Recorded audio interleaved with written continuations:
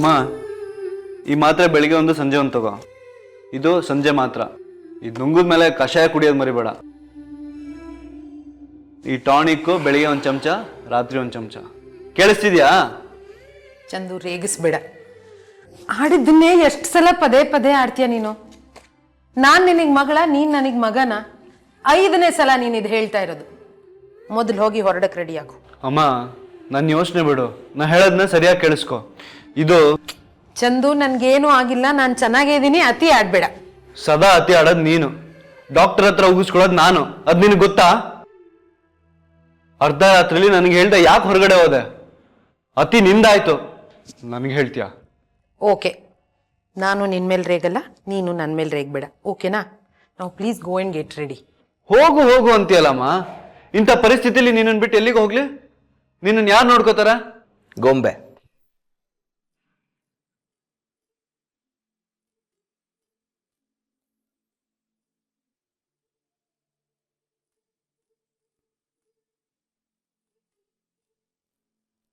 ನಿನ್ನ ತಾಯಿನ ನನ್ನ ಮಗಳು ನೋಡ್ಕೋತಾಳೆ, ಅಂದ್ರೆ ಸೊಸೆ ಅತ್ತೆನ ನೋಡ್ಕೋತಾಳೆ.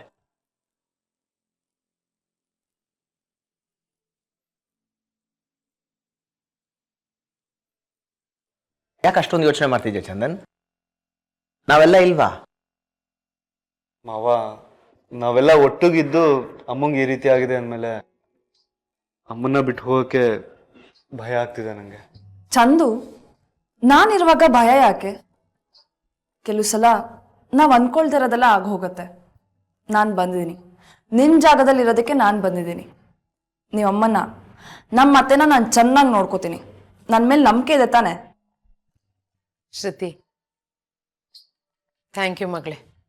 ನಾನು ಮಾತು ಕಲಿಸಿದ ಮಗ ನನ್ನ ಮಾತನ್ನ ನನಗೆ ಆಡಿ ನನ್ನ ಬಾಯಿ ಮುಚ್ಚಿಸ್ತಾ ಇದ್ದಾನೆ. ಶ್ರುತಿ, ಸದ್ಯ ನೀ ಬಂದಿಯಲ್ಲ, ಈಗ ಯಾವ ಆತಂಕನೂ ಇಲ್ಲ, ಯಾವ ಸಮಸ್ಯೆನೂ ಇಲ್ಲ. ಈಗ ಅತ್ತೆ ಸೊಸೆ ನೀವೇನು ಹೇಳ್ತೀರೋ ಅದನ್ನ ನಾನು ಕೇಳ್ತೀನಿ. ಶ್ರುತಿ, ಮೊದಲು ನೀನು ನಿನ್ನ ಬಾವಿ ಗಂಡಂಗೆ ಡೆಲ್ಲಿಗೆ ಹೋಗಕ್ಕೆ ರೆಡಿ ಆಗೋದಕ್ಕೆ ಹೇಳಮ್ಮ. ಚಂದನ್, ಹೋಗಿ ರೆಡಿಯಾಗಿ. 1 ನಿಮಿಷನೂ ಯೋಚನೆ ಮಾಡಬೇಡ. ನನ್ನ ಮಗಳು ನಿನಗಿಂತ ಚೆನ್ನಾಗಿ ನಿನ್ನ ತಾಯಿನ ನೋಡ್ಕೋತಾಳೆ. I promise for that. ಸರಿ ಮಾವ, ಈಗ ನೆಮ್ಮದಿಯಿಂದ ಹೋಗ್ತೀನಿ.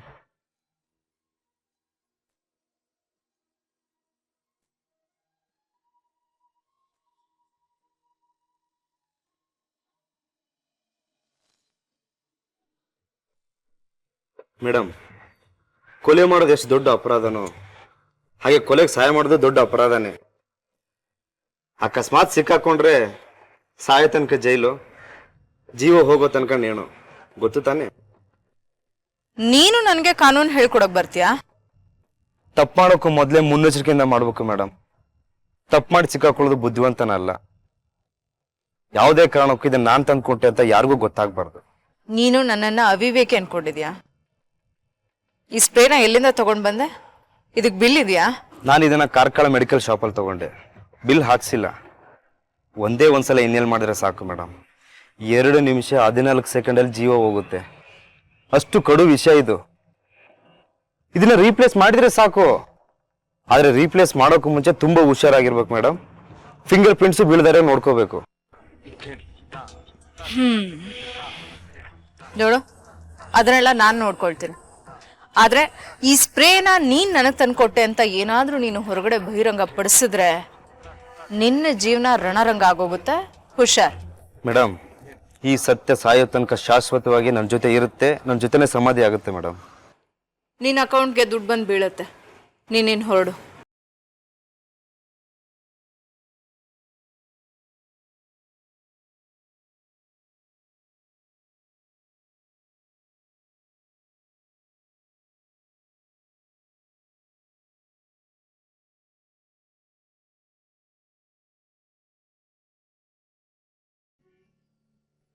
ಬೆಳಗ್ಗೆ ರಾತ್ರಿ, ಇದು ಬರೀ ಮಧ್ಯಾಹ್ನ. ಗುಡ್. ಅದಾದ್ಮೇಲೆ ಕಷಾಯನೂ ಕೊಡ್ಬೇಕು, ನೆನಪಿದೆ ತಾನೆ? ಹೂನಪ್ಪ. ಮತ್ತೆ ಬೆಳಿಗ್ಗೆ ಇದು ಬೆಳಗ್ಗೆ ರಾತ್ರಿ ಒಂದೊಂದು ಚಮಚ. Good good. ಕನ್ಫ್ಯೂಸ್ ಆಗ್ಬೇಡ. ಚಂದು, ನೀನ್ ಹೇಳ್ದಷ್ಟು ನಾನು ಕನ್ಫ್ಯೂಸ್ ಆಗ್ತೀನಿ ಕಣೋ. ನಾನೇನ್ ಚಿಕ್ಕ ಹುಡುಗಿನ ಮರ್ತೋಗೋದಿಕ್ಕೆ? ಸರಿ ಸರಿ. ಚಂದು, ಈಗ ನೀನು ಹೋಗಿ ರೆಡಿ ಆಗ್ತೀಯೋ ಇಲ್ವೋ? ಯಾಕೆ ಹೇಳಿದ್ದೆ ಹೇಳಿ ಹೇಳಿ ಅವಳು ಪ್ರಾಣ ತಿಂತ ಇದೆಯೋ? ನೀವಿಬ್ರು ಅತ್ತೆ ಸೊಸೆ ಏನಾದರೂ ಮಾಡ್ಕೊಳ್ಳಿ, ಆದರೆ ಜಗಳ ಆಡಬೇಡಿ. ಶ್ರುತಿ, ಅಮ್ಮ ನಿನ್ನ ಜವಾಬ್ದಾರಿ. ನಿನ್ನ ನಂಬ್ಕೊಂಡು ನಿನ್ನ ಹತ್ರ ಬಿಟ್ಟು ಹೋಗ್ತಾ ಇದ್ದೀನಿ. ಚೆನ್ನಾಗಿ ನೋಡ್ಕೊ. Okay? Both of you take care.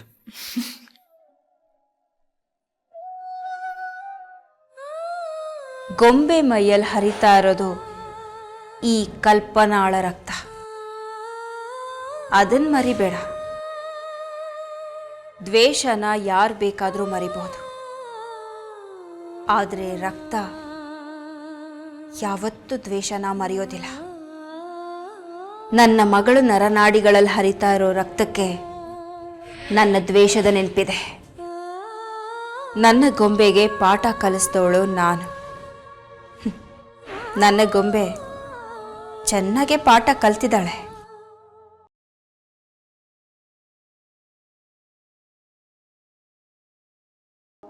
ಅತ್ತೆ, ಇನ್ಮೇಲೆ ಚಂದು ಬರೋವರೆಗೂ ನಾನು ಹೇಳ್ದಾಗ ನೀವು ಕೇಳಬೇಕು.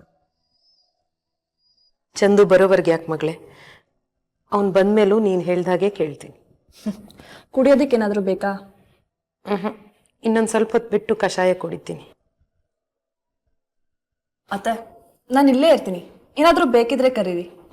ಹುಷಾರು.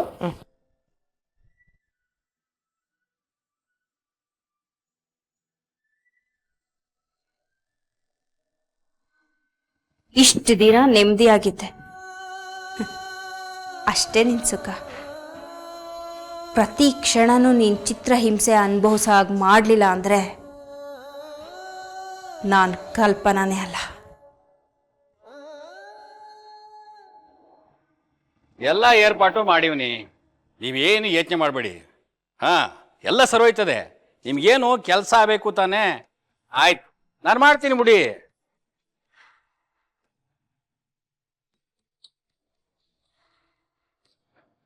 ಚಿಕ್ಕಪ್ಪ, ಇದನ್ನ ತಾತನ್ ಬಟ್ಟೆ ತಾನೆ. ತಾತನ್ ತೋತ್ರ ಬಟ್ಟೆ ಇತ್ತು ತಾನೆ. ಇತ್ತೋ ಇರ್ನಿಲ್ವೋ ನಂಗೆ ಗೊತ್ತಾಯ್ತಾ ಇಲ್ಲ ಕಳಗಿರಿ. ಮಾವಯ್ಯ ಈ ಥರದ ಬಣ್ಣ ಶರ್ಟ್ ಹಾಕಂತಿತ್ತೋ ಇಲ್ವೋ ಅದು ಗೆಪ್ತಿನೂ ಗೊತ್ತಾಯಿಲ್ಲ. ನಂಗೇನೋ ಇದು ತಾತನ್ ಹಂಗೆಯೇ ಅನ್ಸ್ತೈತೆ. ತಾತಮ್ಮನ ಹತ್ರ ಇದ್ಯಾಕ್ ಬಂತು? ತಾತಮ್ಮ ಸೈತಿರುವಾಗ ಇದ್ಯಾಗಿತ್ತು?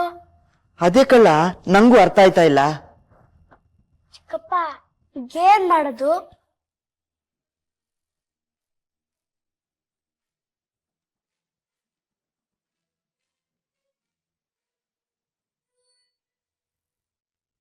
ಗಿರಿ, ಮೊದಲು ಈ ಬಟ್ಟೆ ಚೂರು ಮಾವುಂದೇನ ಅಂತವ ಗ್ಯಾರಂಟಿ ಮಾಡ್ಕೋಬೇಕು.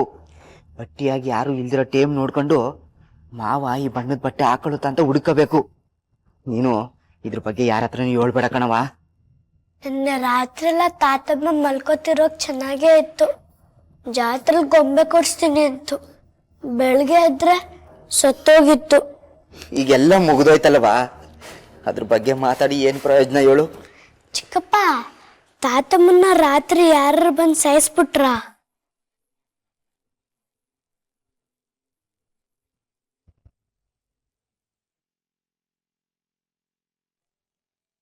ಅಮ್ಮ, ನೀನು ಓದ್ತಾ ಇದ್ಮೇಲೆ ನಾನು ಹೋಗ್ತಿರೋದು.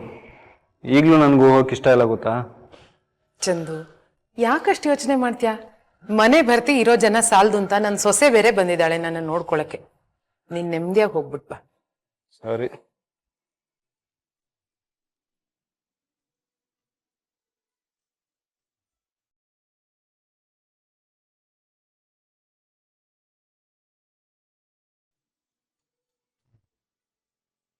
ನಿನಗೆ ಎಷ್ಟು ಕಷ್ಟ ಆಗ್ತಿದೆ ಅಂತ ನನಗೆ ಗೊತ್ತು. ನನಗೂ ಅಷ್ಟೇ ಕಷ್ಟ ಆಗ್ತಿದೆ. ಡೋಂಟ್ ವರಿ, ಬೇಗ ಬರ್ತೆ. Happy journey. Thank you.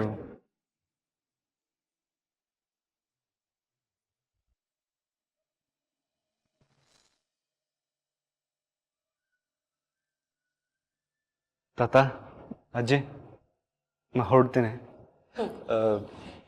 ಅಮ್ಮನ ಹುಷಾರಾಗಿ ನೋಡ್ಕೊಳ್ಳಿ. ನಾವೆಲ್ಲ ಇಲ್ವೇನೋ?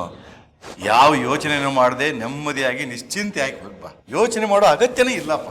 ಸರಿ ತಾತ.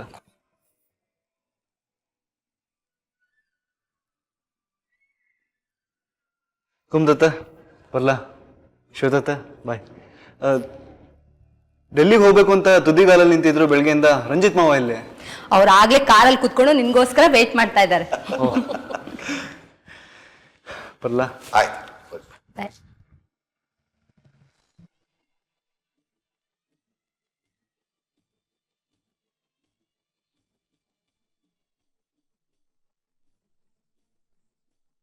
ಪಾಪ ಚಂದು, ಅವನ ಜೀವದ ಜೀವ ಆಗಿರೋ ಅಮ್ಮ ಜೀವ ಬಿಡೋವಾಗ ಅವನು ಅವಳ ಪಕ್ಕಾನೇ ಇಲ್ಲ. ಒಂದು ಸಲ ಸಾವಿಂದ ತಪ್ಪಿಸ್ಕೊಳ್ಬಹುದು, ಆದ್ರೆ ಪ್ರತಿ ಸಾರಿನೂ ತಪ್ಪಿಸ್ಕೊಳಕ್ಕಾಗಲ್ಲ ಪಾರ್ವತಿ. ಈ ಸಾರಿ ನಾನು ನಿನ್ನನ್ನ ಸಾಯಿಸದೆ ಬಿಡಲ್ಲ. ನನ್ನ ಸೇಡಿನ ಕೆಂಡ ಕಮರ್ಬೇಕು ಅಂದ್ರೆ ಅದಕ್ಕೂ ಮೊದಲು ನೀನು ಸುಟ್ಟು ಕರಕ್ಲಾಗ್ಬೇಕು.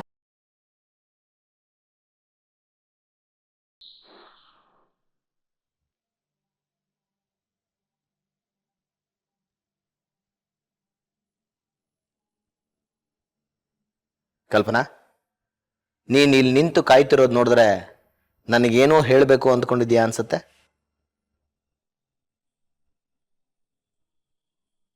ಇತ್ತೀಚೆಗೆ ನೀನು ಏನೇ ಮಾಡಿದ್ರು ನನಗಿಷ್ಟ ಆಗ್ತಾ ಇಲ್ಲ ಕೈಲಾಶ್. ನಾನು ಏನೇ ಮಾಡಿದ್ರೂ ನಿನಗಿಷ್ಟ ಆಗ್ತಾ ಇಲ್ಲ ಅನ್ನೋದು ನನಗೆ ಅರ್ಥ ಆಗಿ ತುಂಬ ದಿವಸ ಆಯಿತು ಕಲ್ಪನಾ.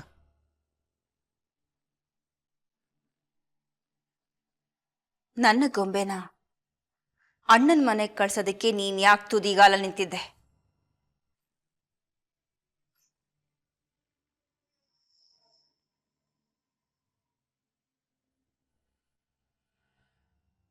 ಈಗ ನಿನಗೆ ಸಮಾಧಾನ ಆಗಿರ್ಬೇಕಲ್ವಾ?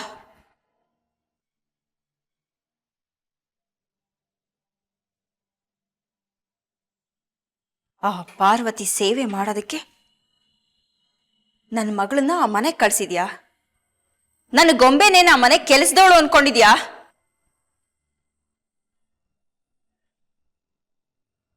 ಯಾವ ತಂದೆನೂ ತನ್ನ ಮಗಳನ್ನ ಕೆಲಸದೋಳು ಅಂತ ಅಂದ್ಕೊಳ್ಳಲ್ಲ. ಅಂತ ಕಲ್ಪನೆಗಳು ಏನಿದ್ರು ನಿನ್ನಂತವ್ರಿಗೆ ಬರೋದಷ್ಟೇ. ಪ್ರತಿಯೊಂದರಲ್ಲೂ ತಪ್ಪು ಕಂಡುಹಿಡಿಯೋದು ನಿನ್ನ ಅಭ್ಯಾಸ ಅಲ್ಲ, ಹವ್ಯಾಸ ಆಗೋಗಿದೆ.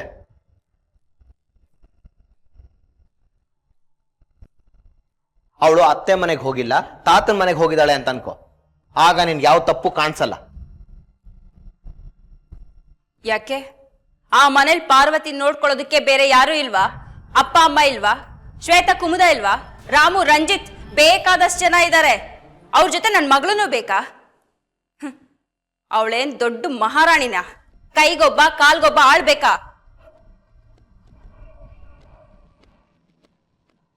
ಅವರನ್ನ ನೋಡ್ಕೊಳ್ಳೋದಕ್ಕೆ ಅವ್ರ ಮನೆಯಲ್ಲಿ ಬೇಕಾದಷ್ಟು ಜನ ಇರಬಹುದು, ಆದರೆ ಚಂದನ್ಗೆ ಅವ್ರ ಮೇಲೆ ವಿಶ್ವಾಸ ಇಲ್ಲ.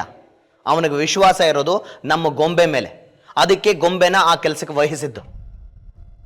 ಅದ್ ಸರಿ, ಅವಳೇ ಹೋಗ್ತೀನಿ ಅಂತ ಹೇಳಿ ಹೊರಟಿರ್ಬೇಕಾದ್ರೆ ನಿಂದೇನೆ ತಗಾದೆ?